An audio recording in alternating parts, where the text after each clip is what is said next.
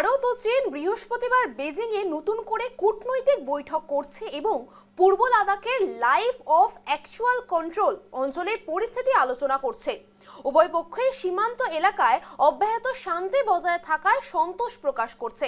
এই বৈঠকটি ভারত চীন সীমান্ত বিষয়ক পরামর্শ ও সমন্বয়ের কার্যপ্রণালীর আয়ত্তে অনুষ্ঠিত হয়। ভারতের বিদেশ মন্ত্রকের মতে আলোচনা ছিল গঠনমূলক এবং ভবিষ্যৎমুখী এবং এর মূল লক্ষ্য ছিল সীমান্তে স্থিতিশীলতা বজায় রাখা, পাশাপাশি ধীরে ধীরে দ্বিপাক্ষিক সম্পর্কের উন্নতি সাধন করা।